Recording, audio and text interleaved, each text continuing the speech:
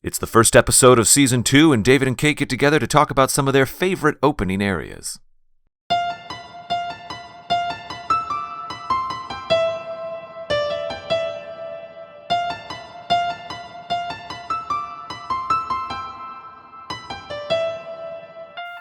Hello and welcome to Another Zelda Podcast. I am David Geisler, your co-host for tonight's episode, and I'm here with my co-host, Kate May. Kate, how are you? Good. It's so nice to be back. It is. This is our Season 2 premiere episode. Yay. Now, we haven't seen each other in almost two and a half months, I feel like. Yes, I indeed. mean, I think I know that we haven't seen each other It's been a little while. Before Thanksgiving. Yeah, holidays are busy. I haven't seen a lot of people just with all the family stuff going on, which is always fun, and working and all that fun adulting stuff. It's interesting today. As we record this first episode, there is a massive snowstorm that happened all night long in Milwaukee. I had to drive through said snowstorm to get up here, and honestly, even with all the stress of the snow and the driving and the slow traffic pardon me, I actually saw like 3 cars slide off the road. Actively saw them slide off the road at different points on the way up here. Oh, no. It was pretty intense. So it was a lot of like easy stepping, so to speak, coming up the highway.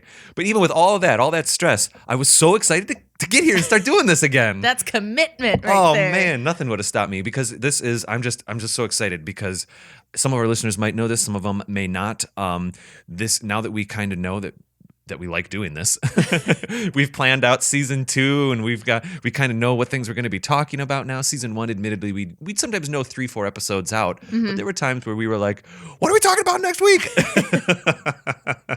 Yeah, I think we've gotten in the rhythm of it, and we've been doing this for a whole year just about, and it's been awesome. I think technically the first time we recorded was about 13, maybe 14 months ago. Okay, yeah.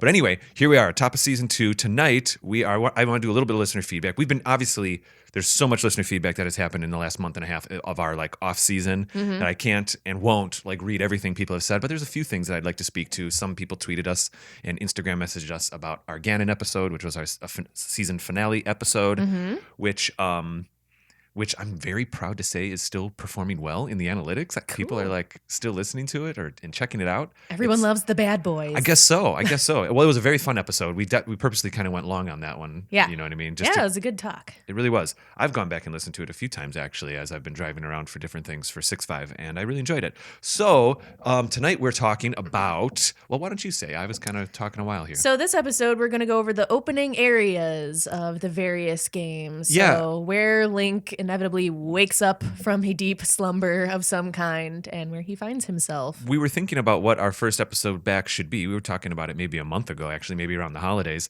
And I think both of us were kind of like, I don't know. I know we kind of have like a Link to the Past review in the docket. Both of us are having a very difficult time playing that game. Admittedly, Yes. Spoilers. Sorry.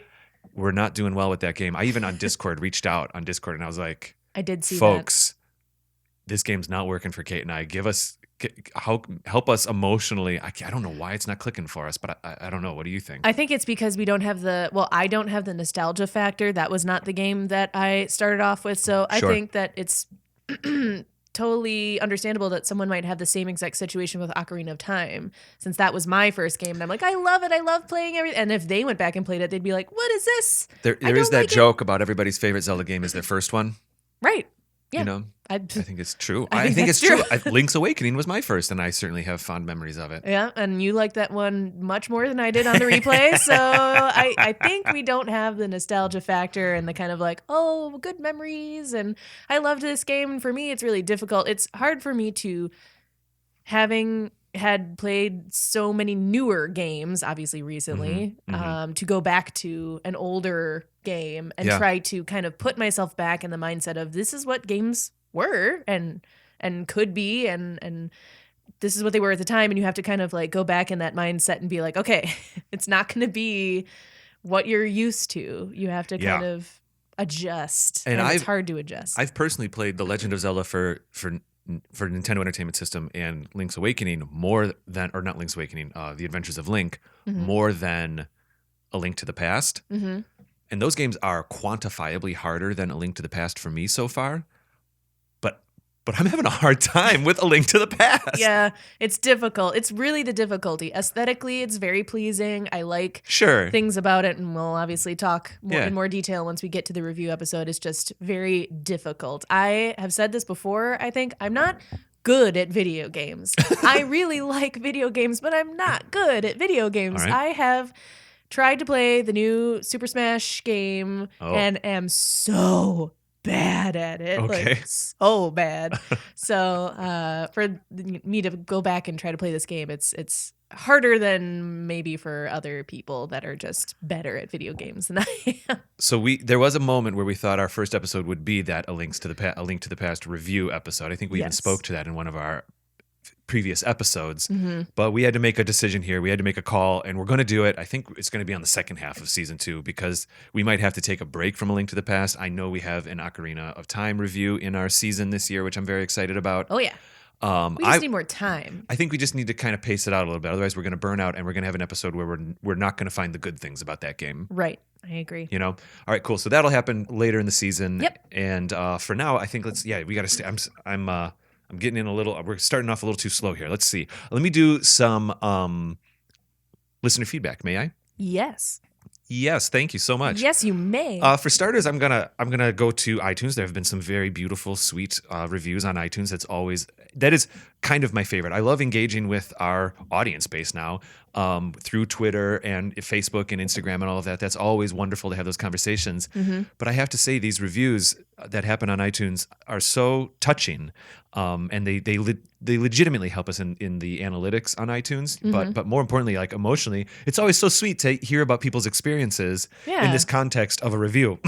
So I have one here from a person that goes by the screen name of Will on Mondays, and back in December 8th. But of course, we haven't had an episode since then. Sure. Will on Mondays here said, I've tried so many Zelda podcasts, but none contain the humor, quality, and in-depth explanations like this one. Great for any audience, from new fans to veteran experts. It's so entertaining to listen to Kate and Dave enthusiastically discuss my old-time favorites and games I still haven't had the chance to play. Every episode is so interesting, fresh, and containing a nuanced view. Simply outstanding. Aww. That's so nice, but That's I really awesome. appreciated this observation of like a nuanced view because of course we're experiencing these games and talking about these topics from our perspective and a certain perspective that we have with video games and just with life and being in the universe and like all of that. I was very, very touched to see that review. I thought it was very nice. Yeah. Sometimes we don't necessarily agree on something, but we can also we respect what the other person's opinions are. Maybe that's what he means as well. Because we often highlight different things just by chance, on other episodes where we have to pick something, an item, a character, something like that. We usually end up with a little overlap and then completely different stuff too. So. Well, I'm excited for the second episode of this season where we're going to do favorite or top 10 silliest items. Yes. I'm excited to see what we come. I know what I have for that. I have a certain list that I've put together, and I'm excited to hear what yours are when we get to it. So that was really sweet. Real quick, just as a little bit of follow up to our Ganon episode. Yeah. Season 1, episode 24, I think it was, if I'm remembering correctly. Maybe it was 26. I think we have 24 episodes this season, but 26 last. Because this season, also, Kate, all of this could change, but as of right now, it's very early in the year. We have a couple live shows that are being planned and put together where we'll be able to have an audience and maybe have a couple people on as guests and stuff like that. We already have a booth at the Video Game Summit 2019 already. Yes. We've been in touch with them. It's so nice being friends with that organization. In April, this is a little bit, I don't know if I'm supposed to say this live on a podcast or not, but all of this could change. But in April, we're having a meeting with them because Video Game Summit might be able to give us an opportunity to have a live show at their convention, which would be really, really fun. Oh, nice. And some of our listeners actually are already coming to Video Game Summit. They've reached out to us. Celeste is coming up from with her husband from New Orleans. That's awesome. To help us with the booth. I am so excited about just all of this momentum. I'm emailing with Dan Lucen right now for the Midwest Gaming Classic. Sounds like we're gonna at least be able to have a booth there, and it's just cool. Things are looking up. We hang out here in your house to record these episodes, but whenever it expands out past that and just increases our exposure to more people who love Zelda, all the better. It's definitely something I didn't think would happen a year ago when we started this. Yeah. Okay, so in regards, actually, with Celeste here, Fairy Crypt over on Facebook, she spoke a little bit about I did an Instagram post about Ganondorf in the Wind Waker and how he's, I think, technically not. He might possess some magic, but I don't think he's. We've talked about how he's kind of the most of a normal humanoid type of character, that he never turns into some kind of big spirit ghost or anything like that as Ganon. And she said, my favorite scene in that game is when Ganondorf gives a simple nod to the Hemrock King to toss Link. The camera doesn't even show Ganon's face, full face, yet the simplicity helps create the dread and fear. Do you remember that when he's holding them? And Oh, there was another listener that tweeted to us. I don't have the source in front of me, but this listener did point out that you and I were like, and then I guess in the Wind Waker episode, actually, maybe it was a comment on YouTube. I'm just pulling this up in my memory right now. We made a joke about how like Ganon is just hanging out with Link and Zelda halfway through the game, and then they just kind of leave the Forsaken Fortress or whatever. Well, this listener pointed out that actually Ganon rushes towards them, and it probably would have honestly killed Link in that moment, except the Rito come and save them. You remember that? Yes, I do. I did forget about that. They fly in and grab him and swoop him out. And so Ganon is a bit more of a threat there, I think, in that scene than we were discussing back in our Wind Waker episode in season 1. That makes more sense. Let's see. Oh, here's a nice one. So when we were speaking about Ganondorf in Twilight Princess, I think a favorite of ours, that representation of Ganondorf. Yeah. I discovered after we recorded that episode, that. So I Instagrammed this as one of our Instagram posts. The Ganondorf in Twilight Princess is the same Ganondorf from Ocarina of Time from the child timeline. Okay. In other words, this is canon. Yeah. In other words, Ganon. So Link goes to the adult timeline and defeats Ganon, but at the end of the game, he goes back to the child timeline, at which point he warns Zelda and the king or whatever about Ganondorf. The powers that be are able to exile Ganondorf, where he goes to, what is it, not Termania, but he goes to the Twilight Realm. Yes. And then hundreds of years later, talks Zant into coming out. So that Ganondorf in Twilight Princess is the Ocarina Ganondorf. Isn't that cool? I love it. And he looks a lot like him too. Just, obviously better. He looks exactly, it's just like the new graphics, but I would say it's the same interpretation almost. Yeah. And so to that point, Hiddins, Hiddins on Instagram said, that's why I thought that the main villain switcheroo in Twilight Princess was done so well, to this point of Ganondorf, of course, being the same. Yeah. Zant was just a pawn in Ganondorf's return. By the way, Raptor Paint, I sent you a DM. Love the podcast. Oh, okay, yeah. I remember chatting with this person. I definitely read that one fresh just now. Thank you, Hiddins. I think that's super cool. Ganondorf means so much more to me now in Twilight Princess, knowing that it's the Ganondorf from Ocarina. I was getting really excited, actually, just today in general, thinking about playing that game again, maybe sometime Twilight soon. Princess? Yeah. I have to confess to ease my A Link to the Past woes a little bit. A couple days ago, I took about a half an hour and I dove into the beginning of Twilight Princess HD on Wii U. Oh. And it was wonderful. We already did our Twilight Princess review. We have to wait, maybe return to it in a season or two. I know. I just want to play it anyway. I was really enjoying it. But I wish I had a Wii U so I could play that version of it, because I'd really like to see what it looks like. I just have I tell you what, if we are able, I'd be happy to lend my Wii U to you. But honestly, emotionally, I'd love to. Logistically, I don't know, because my Wii U at this point has almost every single Zelda game on it now. Sure. I don't even call it Wii U anymore. I just call it my Zelda player, my Zelda machine. It has. I've now gone ahead and gotten all the Virtual Console games on there, and I have both HD remakes. And then I found Hyrule Warriors at a used video game store for like $12, and I bought it just to see what it is. Sure. I'm glad I only spent $12 on it. It's fun for $12. I've had a couple games recently, non-Zelda related games, that I had that experience too. I was like, gosh, I'm glad that was on sale, because it's not. Hyrule Warriors is fine. It's fine. It's fun a little bit in that Smash Brothers way, a little bit in a Mario Kart way, where you get to see characters from get mixed together. Right. But anyway, we had one more. I'll just do one more listener feedback, and then we'll move on into our topics here. Cool. Just on this point, this kind of thread that's been happening about families listening to the show, or people listening with their kids. Yeah. Over on Facebook, we got a comment by Jed Shirley, who said, I've been listening to this podcast for a few months. Really good. Even something to listen to and discuss with the kids and such. parentheses clean. Yeah. Interesting. Yeah. Kind of cool. Oh, also Still Sane Shane, who is going to be writing some blogs for us along with Celeste Roberts and Lizzie. It's not not Alstead anymore. I think it's Lizzie Nielsen because she also got married. Still Sane Shane, I was having a Google Hangouts meeting with him the other day to talk about some of these blog posts. And he said that he watches the show on YouTube with his daughter. Aww. And she dances to the music in the beginning. That's awesome. I love it. Anyways, cool. let's do this. That was enough. I felt like I had to catch up a little bit on some of this listener feedback. Sure. Because I did want to share as much as possible. There have been many, many tweets that have come our way and many, many other messages that are happening on Discord, and we are so pleased about all of that. I think if we actually read all of them, at this point now, it would be much longer than even this first 15, 20 minutes of the episode. Yeah, read them in the show. We definitely read them. Definitely read them. Yes, absolutely. Yes. I'm sorry, you're absolutely right. I tried to pick the ones that pertain to our topic today, or at least to our last episode. Sure. So today, opening areas. What order do you want to go in? I was going to ask you the same thing. I wasn't sure if we wanted to go in order of like which ones we like the most, to which ones we kind of don't care about, or like oldest to newest, or I'm looking at my notes here, and as I'm looking at them, I'm realizing that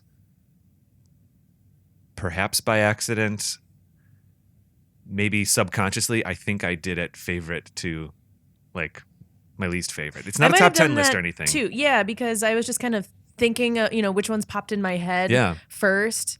So if you want to go with your favorite one first. Wait, I have an idea. You can do that. Let's go release order, because I think I have an opening area that perhaps you didn't think of, or perhaps some wouldn't consider an opening area. Sure. So that might be a fun place to start. Because obviously Ocarina is going to come up pretty soon here, because it's pretty early in release order, not timeline order, but release order. So I actually included, and this is something that both of us can speak to now because we are halfway through playing A Link to the Past.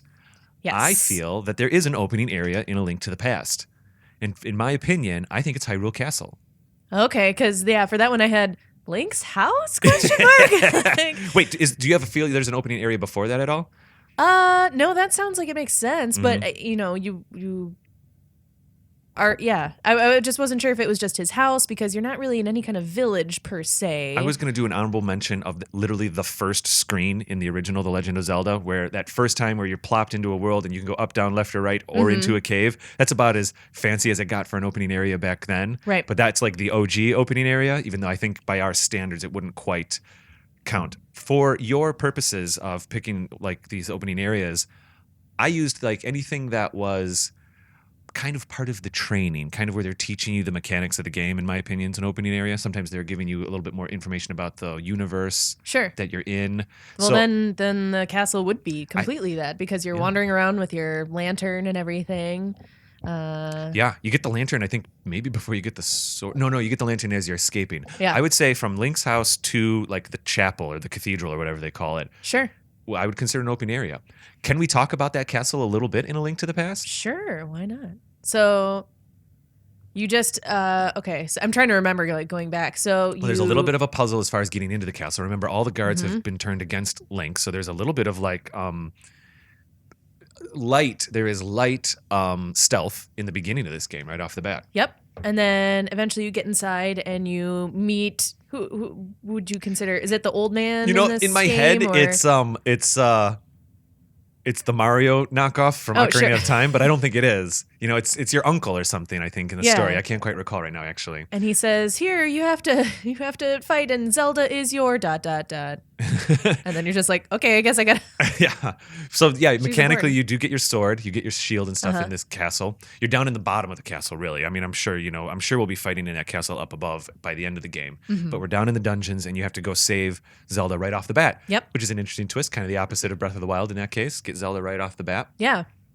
And then, I do remember, I remember liking actually the beginning part of it with the kind of puzzle elements of the castle, and then the lantern elements too. It was just kind of like giving you this different, it's not a weapon, but a tool to use right away that made it a little different from just, slashing bad guys. For example, the lantern, is that what you're talking about? Yeah. I know. Yeah, so I enjoyed that mechanic right off the bat. Another piece that made it more interesting, I thought. I feel like when the Super Nintendo game was coming out, they really wanted to show off kind of their lighting effects. Yeah. Like how Sure. they wanted to show off their transparencies of it getting brighter and darker. And they probably wanted to show off the negative circle sprite that goes around Link where you can only see so much, when all the light is out.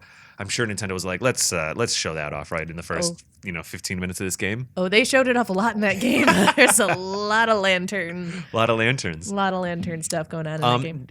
Not really a boss in this area or anything, but there is actually more than other opening areas. There is a bit of a boss. There's that chain swinging guy. Yes, which at first confused the heck out of me because I was like, oh, what am I doing? Oh, I hate these guys. Like, they pop up in the Oracle games too, and they're tough. Yeah, I think they pop up in a few games because which is the one where you actually get that weapon then, the ball and Maybe chain. Twilight Princess? I know it's either that or Skyward Sword. I don't. You definitely remember. get a big ball and chain in Twilight Princess. Okay, so it's that one. So I know that because I have a list for episode 2. Ooh, there you go. So those guys pop up. That was great, Kate. I like that. But this version, thank you. This version is, the prototype of that enemy. So you're like, okay, I wouldn't approach this one like I would normally per se. You have to be a little careful, a little readjust your strategy. But the one thing I'll say about this opening area that's kind of different than all the others, even though it came before most of the ones we'll be talking about today, is it's compared to Ocarina, which I think we're going to be talking about next. Ocarina brings you in nice and slow. It gives you a town. It lets you talk to people. It lets you learn. Stress-free. Stress-free. This one hits you with the action scene right off the bat. Yeah. And it is the training area, and it's not technically that difficult. I mean, I think I got knocked off the sides a few times down there in the dungeons. Sure. But all things considered, it makes you feel like you're really doing something important in the beginning while you learn how to play the game. So that's kind of cool. Yeah, I think I've watched a YouTube video actually concerning this one, or at least earlier Zelda games, and how they train you in that kind of way, and it's interesting. Oh, cool. They put you in the thick of it, and honestly, I usually dislike video games that open with some kind of disaster. A little bit of the Metroid effect, a little bit. I don't like when they just throw you in there and there's a cutscene and then all of a sudden you're faced with some giant thing and you're just like, I don't like video games like that. They stress me out. I'd rather, maybe that's one reason why I love Legend of Zelda so much, is because you just kind of, in most games,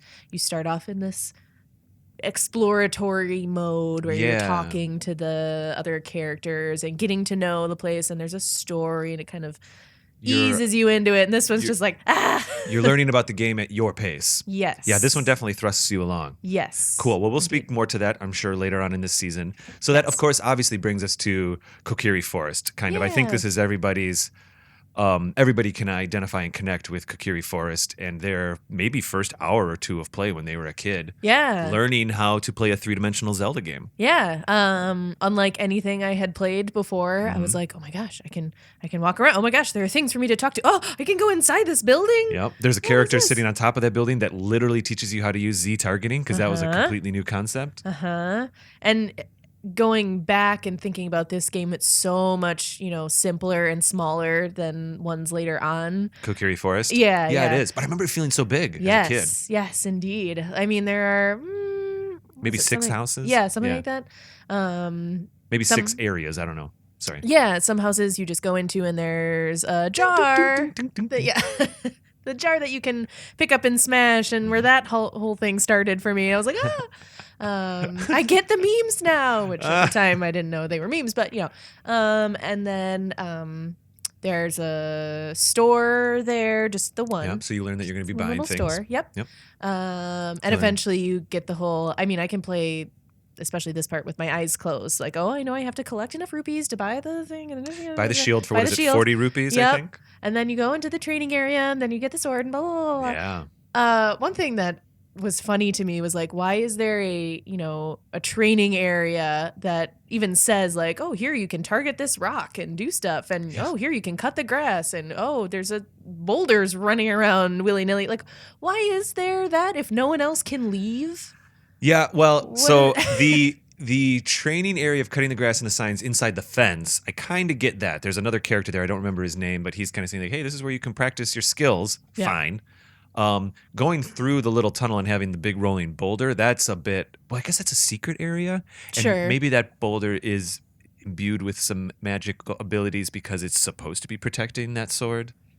It just, I mean, I know they were just trying to get you to, figure out how to evade things Yeah. and cut things down and flip and do cartwheels and all these sorts of things. But at the same time, it's like, maybe it would have made more sense in a different area other than Kokiri Forest, since none of these little kid creatures can leave or would have any use for any of this training. Yeah, I guess they're not really battling things. No. They're not training to go outside. They perish if they go outside. Right. So it's like, well, it's just for me. Thanks. And by the way, I've just through the course of doing this show, also I have realized that people who come into Kokiri Forest eventually perish and become skeletons. That was a thing I always missed as a kid. Oh. There's a character in the Lost Woods. I was poking around on Virtual Console on my Wii U playing Ocarina, I don't know, a couple months ago. And I found this character in the woods and he falls asleep. He's asleep when you find him.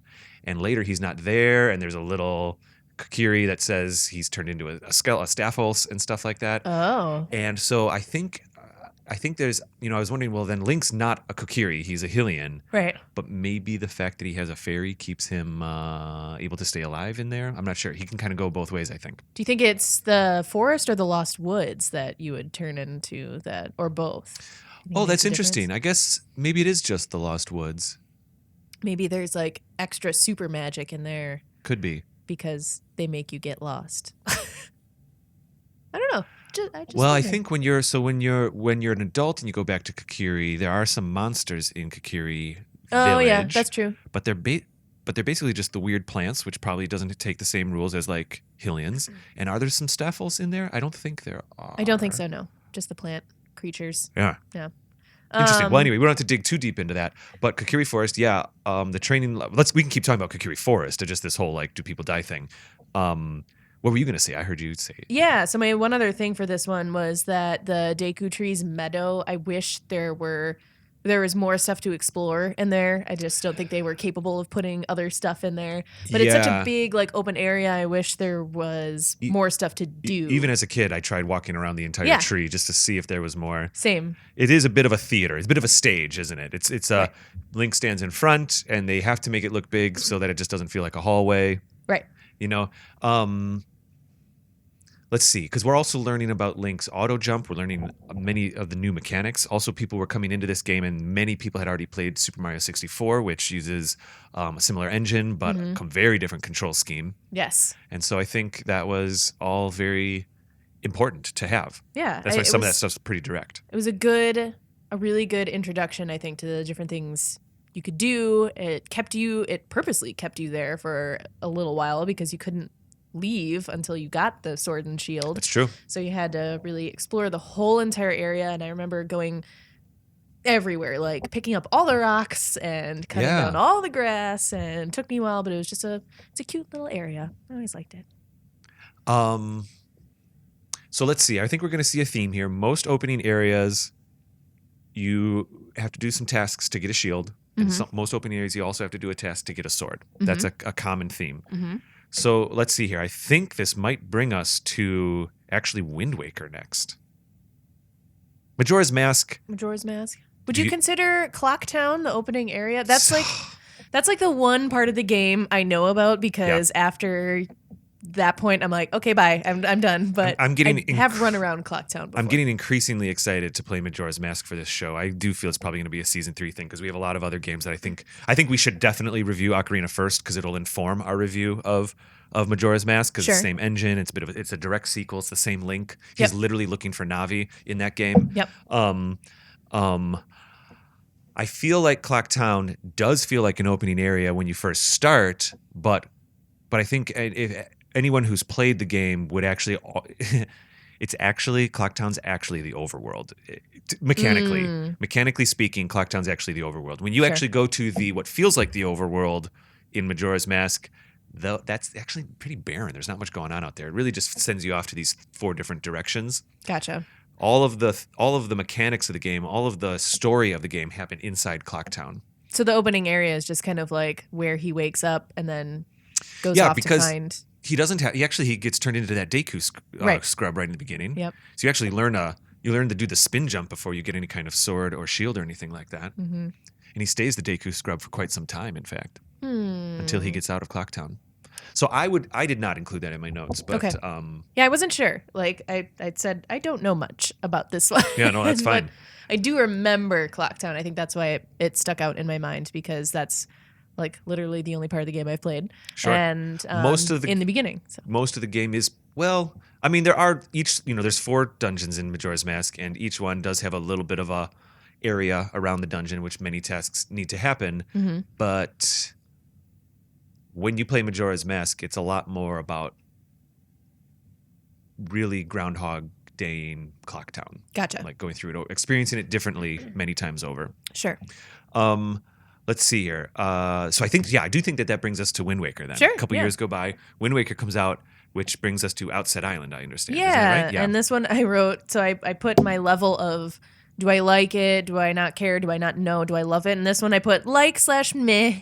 Oh, I yeah. don't- Well, I remember liking it a lot more when I first played it on GameCube. I remember thinking it was big. It was bigger than Kokiri Forest. Mm-hmm. You had swimming right off the bat. You could jump from rock to rock. There were more characters to meet. It was clearly like it was not a strange town like Kokiri where people are living in humongous weird trees. It was a town of huts that Hylians lived in, presumably. You know what I mean? Like, Right. I liked that it had a little bit of an adventure where you were able to climb the cliffs and you had to deal with the broken bridge and all of that stuff. There were already some secrets to be found. There was a weird guy that was looking at a pig. There's stories are already happening on Outset Island. I remember enjoying it a lot.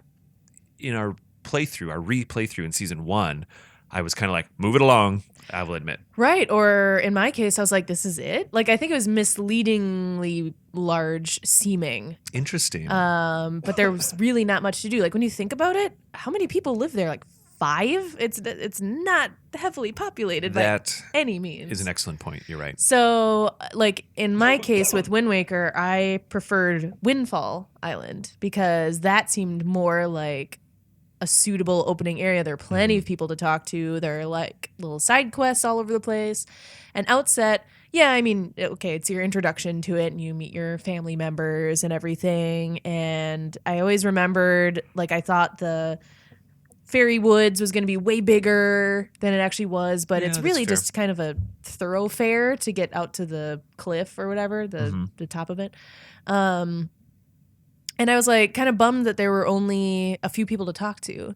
I did really enjoy Sturgeon and Orca's house where you're training and then also like learning everything. So you can read all the posters on the wall on the one floor and kind of get all the information that you would need. So it's almost like the training on Outset Island is more reading than doing because of all those posters on the wall. That reminds me a little bit now that you say that of Link's Awakening, where there's like literally the house, the library. Yeah, the right? library, and that's how you learn about things. Yeah, so kind of more of that, but then in the same exact structure, so it's even less, fewer places to go. That's true. You can do your training there, and I do like that training a lot. That was always really fun to do. I liked going back there and learning new stuff. And remember that was the first game that did the music cues, where it was like, kunk, oh yeah, kunk, kunk.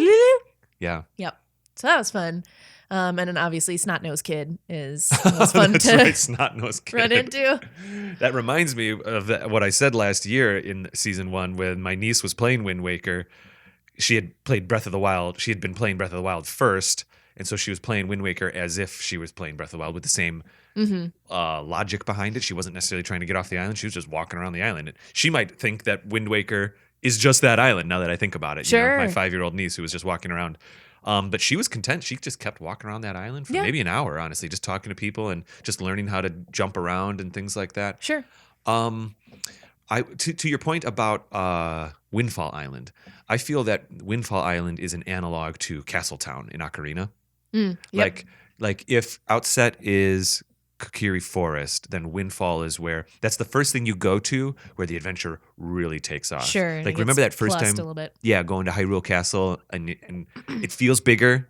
There's people in Ocarina. It feels big. Then you discover there's some side streets. There's people walking around. Well, I don't even know if they really walk too much in that game. There's a lot of people walking around in Majora's Mask because every character has a purpose. But in Ocarina, there's a lot of people spinning and moving. Yes, just spinning in circles. Sometimes a lot That's of spinning in how one circles. spends one's time.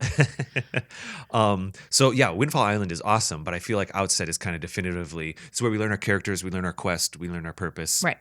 I'm just kind of like meh about it. I wish it were just like a little, maybe 2 more houses or something, just like a little more. Sure. When you go back there's nothing to do when you go back. It's you're basically just, I think you go back to find your grandma and she's gone or she's sad. She's there. She's sad though. Yeah. Yeah. But there's not really anything too much extra to do. I think all there is there's that Jaboon thing wedged into the back, which does nothing. Which really is nothing. That's just a door. They could have put it anywhere. I guarantee that when they had to figure out where to put Jaboon, they were like, we already have this model built. Let's put it behind. They got to go back to Outset. Yeah. Like, and then there is one of the Triforce quests is actually hidden there with the big head thing. But really, that's true. But like when you go back to, like we said, when you go back to Kokiri Forest, there's monsters, and it's at least a little different. And there's 7 years have passed in that story, but still. Yep. Sorry, I didn't mean to. Yeah, it's kind of. I get it. I think the first time that I played, because we're about to go to break here after this, the first time that I played Wind Waker, what I did enjoy about Outset Island might not have been Outset Island, but it was, well, I guess a bit like Kokiri Forest. It allowed me to learn how the game was played. What was similar to Ocarina? What was different? There was a free camera. The C-stick actually controlled the camera in Wind Waker, where that wasn't the case in Ocarina. You could only move the camera really with the Z button, just by triggering it behind Link. Yeah. The kind of the pseudo real physics that would happen with the grass as Link walked through the grass, or how he would cut down trees and they'd have slightly, for just moments, real physics as they fell to the floor and then disappeared. Yeah. So for me, that stuff might have been more impressive to me. It was the same way that Kokiri Forest maybe was a way to let people see how a 3D Zelda was to be played, because it was new to everybody. For me, Outset Island was like, oh, this is the next step in how a Zelda game is played. Sure. And it did give me the opportunity to explore those mechanics. And so I remember liking that very much and being impressed with that. But I will admit, I don't know if that speaks too much to Outset Island narratively or mechanically or anything like that. I think I definitely agree with you, and I think we're both right. I love it. Well, on that note, let's go to break. Okay. I'm feeling mighty good going into this break here. Okay. All right, cool, Kate. I'll see you in a minute or so. Okay, bye.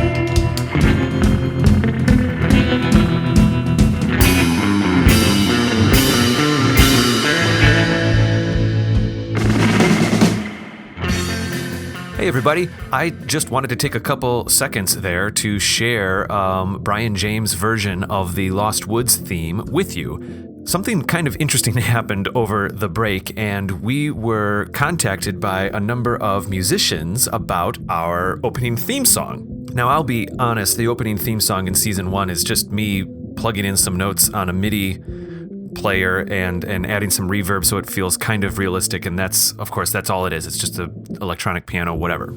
It's cool, it's fine, but I'm actually a huge fan of Zelda covers. I have many playlists built of Zelda covers, and when we were contacted by a couple different musicians about sharing their music with us, I almost didn't know what to do with myself. I was very, very excited. So I've had the pleasure of emailing with Brian James and his band, The Silent Protagonist, which essentially does like surfer rock versions of Zelda songs. And he basically said, hey, if you ever want to just use this, please do.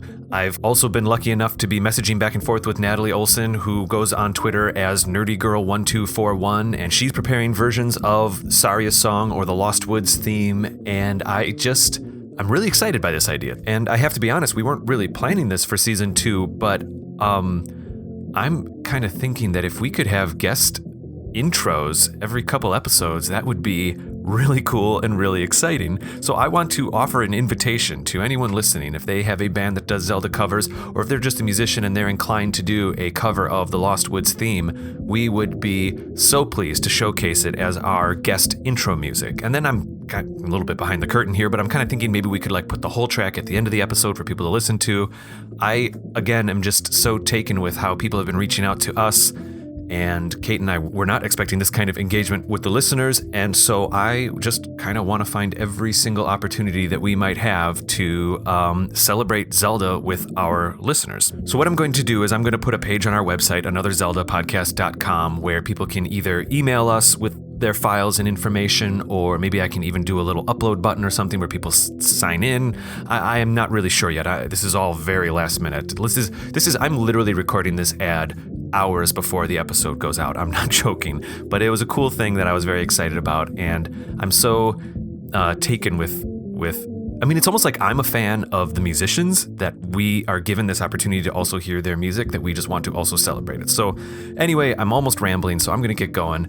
Go to our website, anotherzeldapodcast.com, and hopefully right in the main menu, I'll have some kind of link about being able to be in touch with other musicians who might want to share their music. Okay, let's get back to the show. Thank you so much.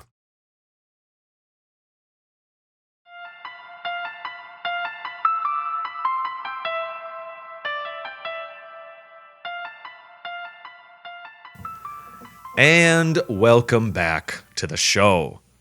It's like our opening area for season 2.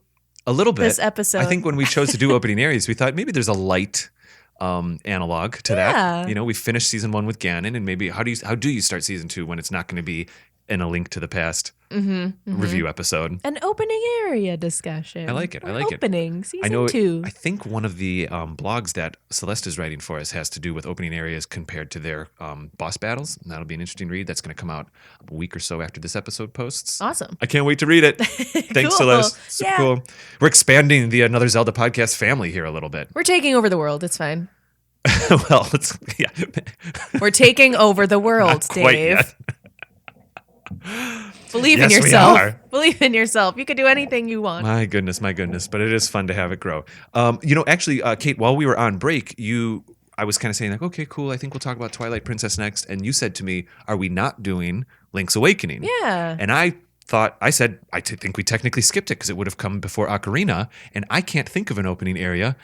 So please tell me, for you, what is the opening area in A Link to the Past? I think I don't know how to pronounce it. Maybe Village. Yeah. I think I've always pronounced it just Mabe Village. Mabe Village. So, so Link, that's where he wakes up after being shipwrecked. He's in Malin and Talon, or however you want to say their name's house. They live there. They help him out. That's where you meet the sassy kids that are playing catch. You're right. So perhaps the opening area is that village. The reason I thought about it not being that, because, and it's so funny, I've played this game so many times, but I thought like, well, no, you go down to the beach to get your sword. You get, it's like, I couldn't really define it as an opening area, but I feel like that beach is adjacent to the town enough that now that you've posited this, I would agree. Yeah, and then like we mentioned a little bit ago, they have the library there for research purposes. You're right. So it's again some more reading, and that's the real training area. Areas are closed off because you can't cut through the bushes yet. So I think this is definitively an open area. You're There's right. a shop there, which is often the case for an opening area that you can steal from, I guess. But I never did. I never stole from the store. I'm happy I was you didn't. a very honest Link, and I always paid for my goods. I'll be honest. And one time, one of my playthroughs through Links to the Past, I did steal, and I was like, cool, man, I got the expensive thing. But to read the word thief for the rest of the game as your name, psychologically sucks. Damaging. Like it's not, you don't have guilt, but you're kind of like, what about, I wanted it to say Link, or I wanted to say David, or I wanted to, you know what I mean? Yeah, that's what actually bummed me out a lot about A Link to the Past, is that you're immediately branded like kidnapper, murderer person. Oh, but yes. we can talk about that when we talk about that game as a whole, but again, it's all about, A Link to the Past comes in with the stakes up, doesn't it? Like high stakes off the bat. Link's an outcast and all that. Maybe that's a sign of the times back in the 90s. Maybe that was how games were structured. I know Final Fantasy games around that time, like Final Fantasy VI and stuff, would start with a big, huge opening battle and then kind of calm down and you'd go to a village and stuff like that. But anyway. Action. There's also in Link's Awakening, there's the game. That's also, my goodness, sometimes a common theme where there's like a little game you can play, the crane game. You're and right. then there's a shrine there too. Basically what I wrote down for this one was, I don't remember there being too much to do here, but you had to return there repeatedly. So it's kind of a main hub that you come back to over and over. I am so pleased that you brought that one to this episode. I never would have guessed that. I remember it well. Oh, that's so cool. Also, are we going to talk about Minish Cap, or is that? I also had a hard time defining an open area in Minish Cap. So I tell you what, Minish Cap, I think I am now forgetting if it came out before or after Twilight Princess. Let me look. I think Minish Cap was before Twilight Princess. So for that one, I was thinking Hyrule Town would be the opening area there. Again, a main hub. Again, stores. You get a shield. There's houses. There's a shop, a library, a school, a bakery, an inn, a post office. I wrote, this is actually the most like a real town, I think, out of anything. Because, I mean, you have Castletown and whatever. But that never had, I think, all the different types of businesses and places that make a real town or village. The figurine shop and everything. There's people there you can talk to. There's not a ton of people. There's not much to talk to them about. I think they kind of have like 2 things they can say. There's progressively more. Yes, that's the other thing, is that it would change as the game progresses. And then when you go back, it's fun to go back and see what has changed, who's new. There are all the secret little Minish pathways and secret things that you can do there. I think the reason I didn't consider it an open area is because I considered it too much of Hyrule Castletown or whatever. I considered it that second step. I considered it Windfall Island in my head. But I think what they do that's really smart in that game, I'm realizing just in this moment as you bring all of this up, is they essentially embed the open area. They layer it into what also then finally becomes Castletown. Like, you're in Castletown right off the bat, but mechanically, it's the opening area. Yeah. You know what I mean? Because Zelda brings you there right away. She's like, oh, it's time for the festival. Let's go. Yeah. And it's like the first place you really go to explore and say hi to everyone. And they're like, oh, it's time for the festival. Hooray. And so, yeah, I think that's the opening area for that one. That's too cool. I am convinced. I like it. Yes. So that brings us to Twilight Princess. So good at convincing. That brings us to Twilight Princess. Yeah. Love it or hate it, Ordon Village is there. I put like. I mean, obviously, I love this game very, very much. The opening area has a little to be desired, in my opinion. Well, I think the one thing, as much as you and I both love Twilight Princess, the one thing that the Ordon Village suffers from is oddly specific tasks before you really understand the mechanics of the game. Yeah, like the sheep wrangling. You might be able to logically deduce that a cat might want to eat a fish, but to know to fish for that fish at a certain pier at an exact spot in a certain way, there's nothing in the game that allows you to figure that out on your own, or it doesn't tell you either. So sometimes people get really tripped up in Twilight Princess because that opening area is interesting. It either super explains stuff, like 10 text boxes to show you how to use the slingshot. Yeah. Or it kind of doesn't explain anything. Yeah. I was going to say it's too much of some and not enough of another. It's like it thinks you're not smart enough to understand how a slingshot works when you had probably previously played a game in which there was one. And then it also, wants you to do something that you might not have any idea how to do or why. I remember the hawk thing also being kind of confusing, where you had to steer it in a certain direction to grab something, and I was like, to grab the baby basket. Yes, yeah. And that's a situation where I guess as a puzzle it makes sense, but when you think about a hawk picking up a baby basket, you don't think about that being something that's possible with normal physics. Right. You know? Yeah, of course. Oh, the hawk would pick up the baby basket, sure. And as opposed to like go hunting for an enemy or something like that, it's going to pick up a basket. You know, Twilight Princess, that opening there, it is, I just realized this, and it's so funny because what I'm about to say, I don't like this about some Zelda games when it happens. It forces you to think about, how does the game want me to play it?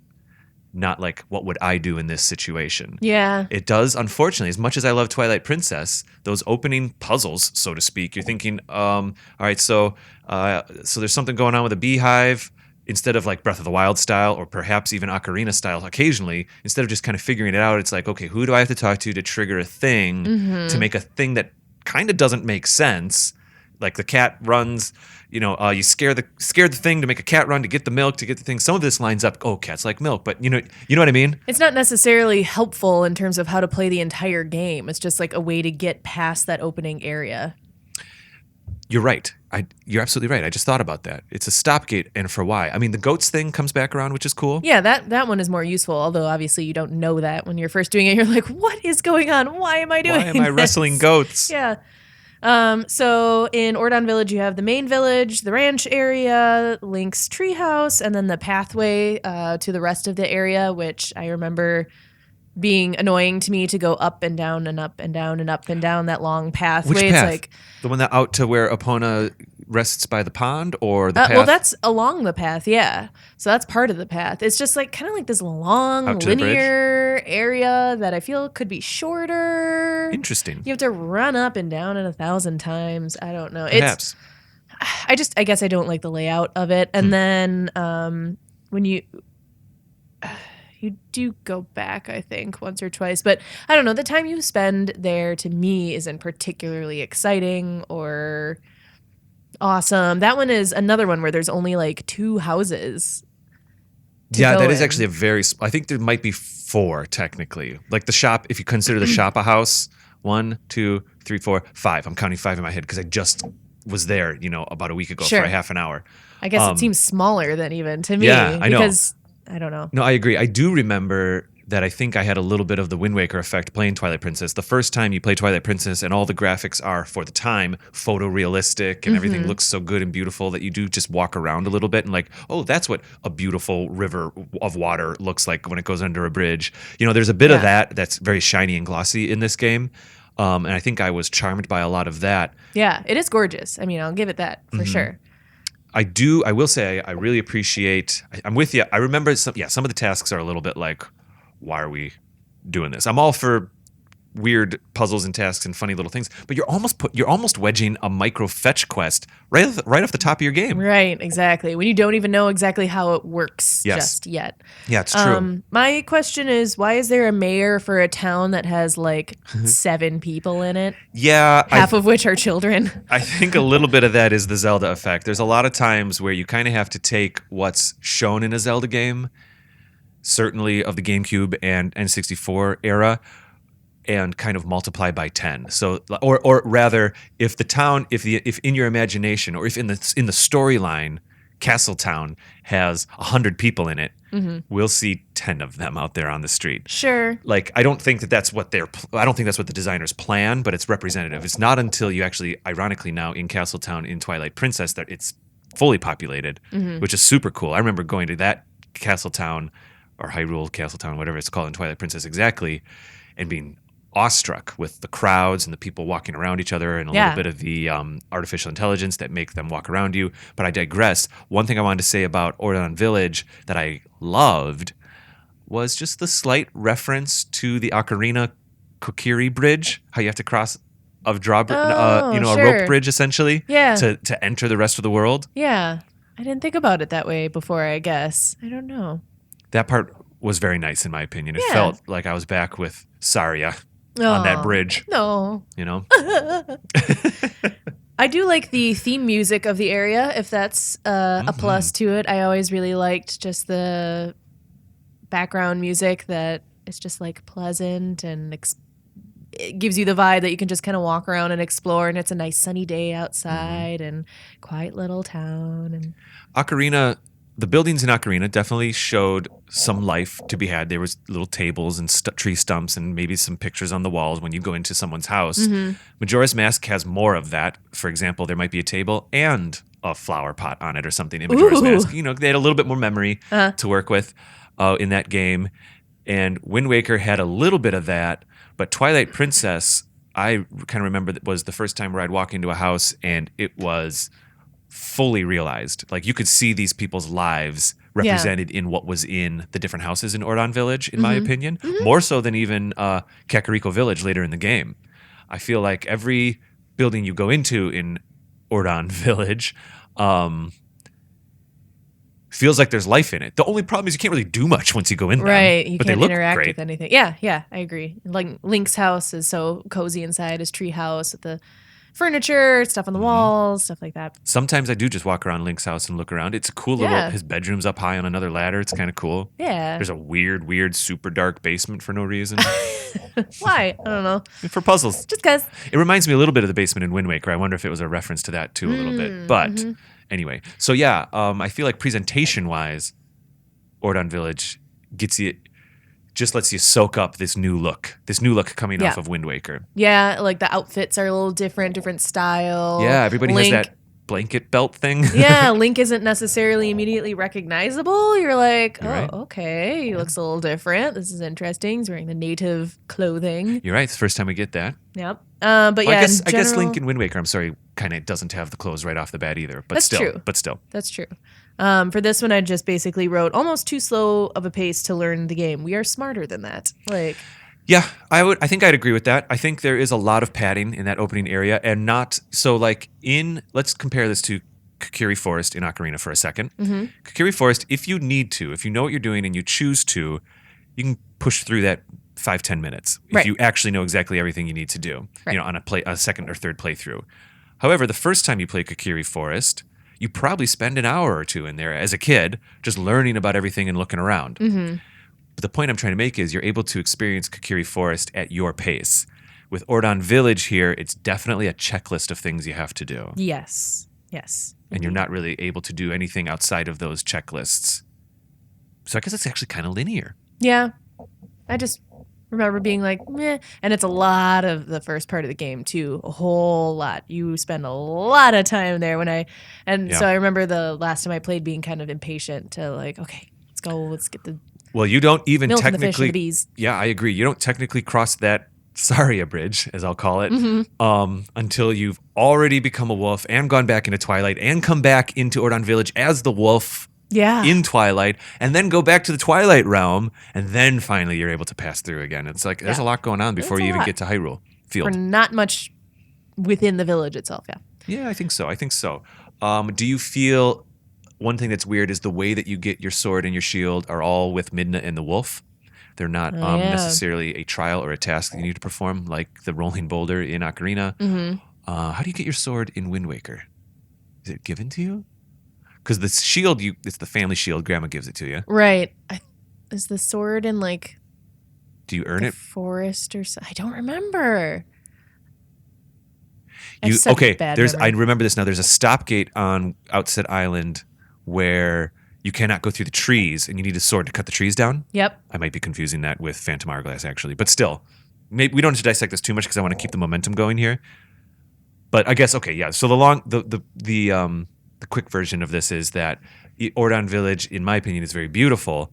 But when you think about how to progress through the story in the game, it's actually incredibly linear. Yeah.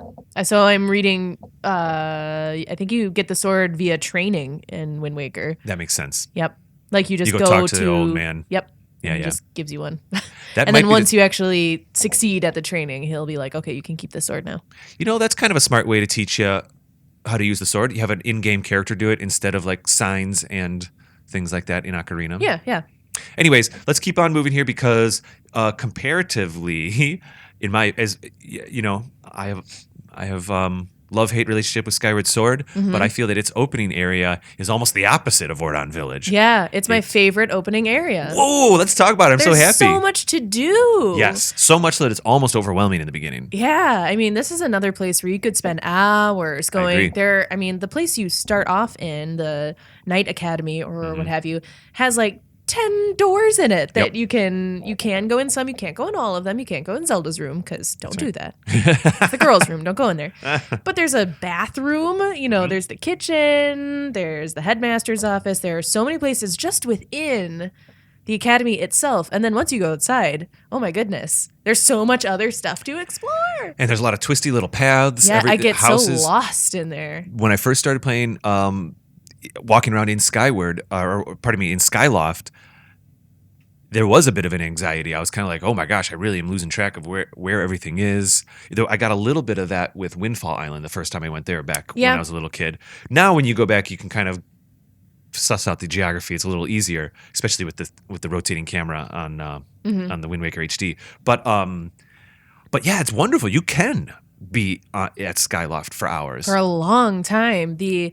As opposed to one store, now there's a bazaar with like many stalls in there. Yeah. And I think they change a little bit, or at least they get stuff added to them. So they're often different. It's kind of how Skyward Sword handles its upgrade mechanic. You kind of go back to it. Oh, which would later be represented again, but more firmly in A Link Between Worlds, where you literally rent items to go to new dungeons and stuff. Neither of us have played this game yet. Yeah, I was going to say, I have no idea. Kate, there was a weird sale at Target a few weeks ago where they, for some reason, their 3DS games were like $5. It must have been overstocked from the holidays or something. I caught wind of this sale, of said sale, and I do not own a 3DS. But you bought the dang game anyway? But I did purchase Ocarina 3D and A Link Between Worlds. Okay. For $5, I was like, I can't not. Like, we know we're going to play them. Right. And I'll happily share these games with you. And we've had some listeners reach out and actually offer us, I think Digging Podcast, who does the Dexter and the 6 Feet Under podcast, he offered lending us his 3DS. We'll probably just buy one, but it's so sweet. It's very nice of him to do that. Nice. Yeah. So, Link Between Worlds. So I did, with purchasing the cartridge, I read up a little bit more on the game is basically what happened. And I learned that that's very similar, that you have to like buy these items. So anyway, back to Skyloft. We're in the bazaar. That's how they do their upgrades. Yeah, it's all in one place, which is awesome. You don't have to go to this store for this and this store for that and da-da-da. It's all in one place. It's awesome. There are also characters that you can talk to there and advance the story and go on side quests there. Yeah. Day-night cycle, which was in... No, it wasn't in Castletown in Ocarina.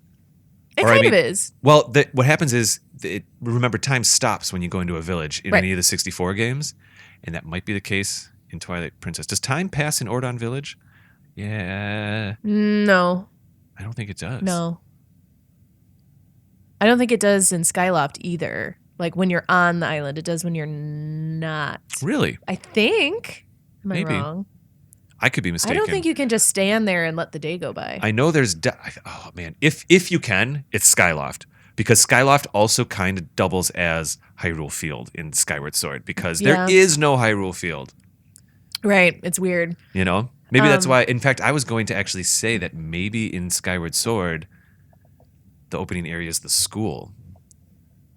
I mean, but I would still... it's just right there, I would consider Skyloft. You don't have to travel then to Skyloft. So we have a little bit of a Minish Cap thing happening here where... You just kind of start off in the main main hub. Because there's the training area there, obviously, as well, just outside the academy and super easy to get to. Beetle's Air Shop, I remember, was kind of a cool little thing. Yeah. But it's also easy to find and easy to get to, whereas in Wind Waker, sometimes you're just like, where is his boat? It should be somewhere around here, but it's on the other side of the island or whatever. In Skyloft, you can see it. It's above you. So it's easy to find, and then you could just access it pretty easily. But it's also like a quirky little thing that makes it cute and I agree. Interesting. He's pedaling to keep that thing floating, isn't that right? Yeah. Or maybe it floats on its own with like helium, but he's pedaling to make the propellers move at least. Yes. He's working really hard. I think it's a really good detailed way to get acquainted with that particular game. I would concur. Very pretty looking, of course. I love the art. I love the art style for Skyward Sword. I think you're kind of like on the artistic style. I actually love the concept of the art style of Skyward Sword. Oh, but you don't There's like... two executions that I don't care for. Two things is that the polygon count is a little too low for what I was hoping would be there. In other words, the polygon count is close to... And I'm not like a super graphics guy. It's just... I like my graphics to be immersive, whether they're immersive because they're cel-shaded and super basic like Wind Waker, whether they're immersive because they're borderline photorealistic like Twilight Princess. I want my graphics to be immersive. I don't want them to take me out of the game. I want them to bring me into the game. And Twilight Princess or Skyward Sword, this kind of blurry painting thing that it does, I think is really super cool. And I think it's smart because it allows the game to have a deeper draw distance. Basically, you can see further, but it's blurrier. If the usually that's done with like a fog screen. Things fade off into the distance in most games because they can't draw that far. I feel that the blurriness sometimes, Skyward Sword came out on the Wii. It's technically standard definition, and I'm not a high definition snob by any means, but sometimes it just is a little too blurry for me. Sure. I gotcha. That's what I don't like. I like what about Skyward Sword, I get frustrated because I see that potential. Gotcha. That's all I have to say about it. And the low polygon count, but anyway. That's something that I didn't, wouldn't occur to me. So I was just like, pretty.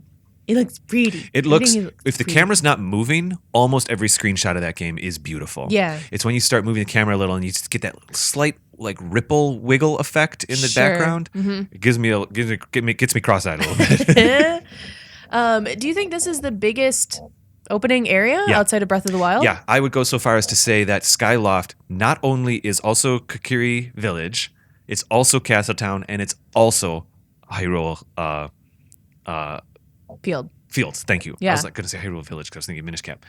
Hyrule Field. I think it's actually all three of those together. Yeah, because you have the training, you have where you live, you have the side quests and people that you have to talk to, you have secret areas. It's just like the whole package wrapped up in one. And I never got bored running around there. There's always something to do. I never ran out of side quests when you're trying to get the what is it, that little, I forget what they're called, but the happy thoughts or whatever they are, the little gratitude. The happy thoughts? Gratitude crystals or whatever they are when you're trying to do favors for people. And oh my gosh, I forgot about that. Yeah, so that's like a whole quest in and of itself. That was always really interesting. Yeah. And it was, my one frustration would be that it was hard to keep track of where certain people's houses were.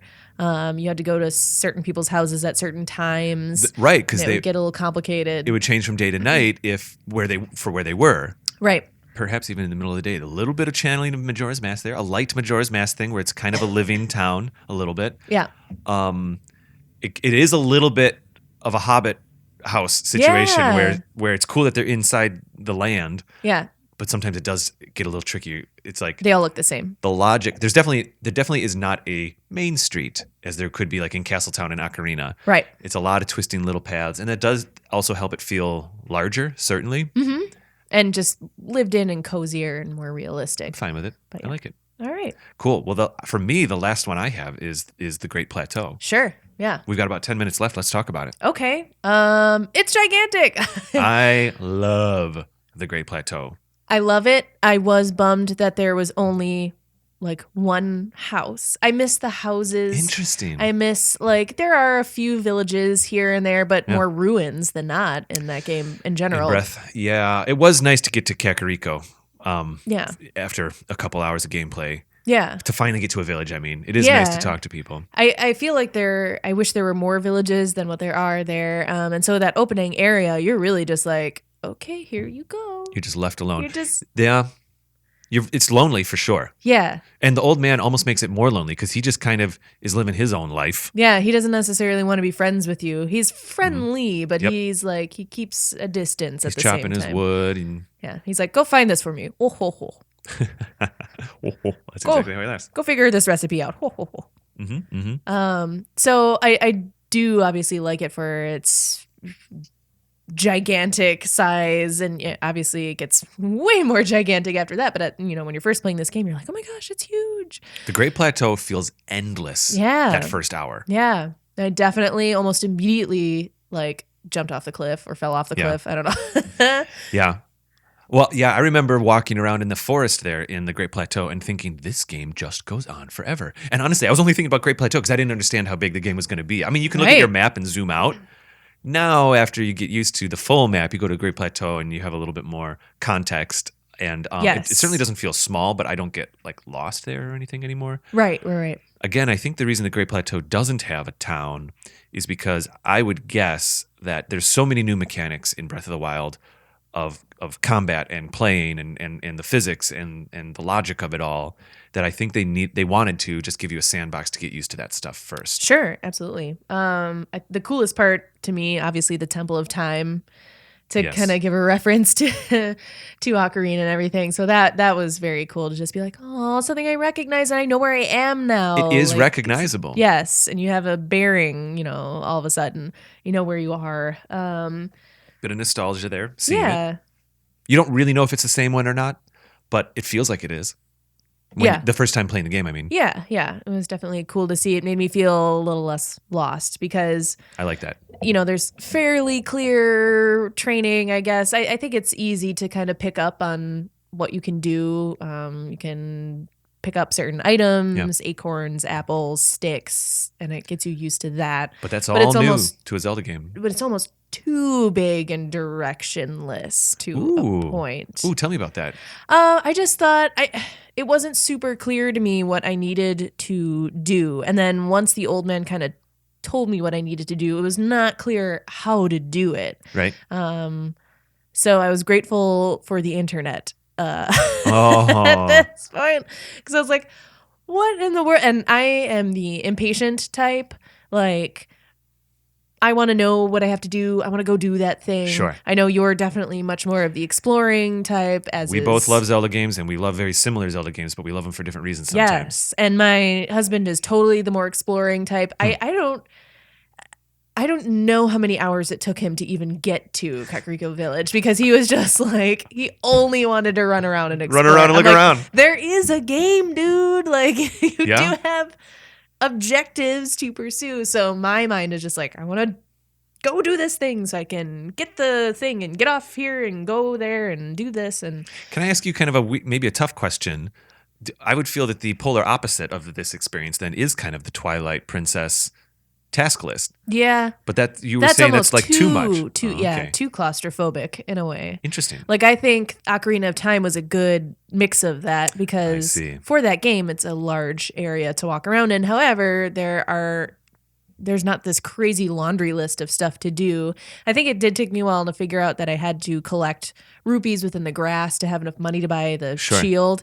So that took me a little longer maybe than I would have liked without more clear instruction. But no, this is a great point. Kokiri Village in Ocarina is kind of not open worldy, but it's open. It's micro open world in that you kind of can go wherever you want, do whatever you want. Right. But you're never really more than 50 feet away from someone you can talk to that'll at least give you a bit of direction. Yeah. Yeah, you're right. Whereas Breath of the Wild, there's nothing. The old man popping in here and there. And he's hard to find sometimes. I mean, once you talk to him, though, once you trigger the towers with him, I feel he's pretty direct. He's like, go to these 3 shrines, come back to me. Sure. Let's do it. It's getting to that point, I think, that I was just like, what?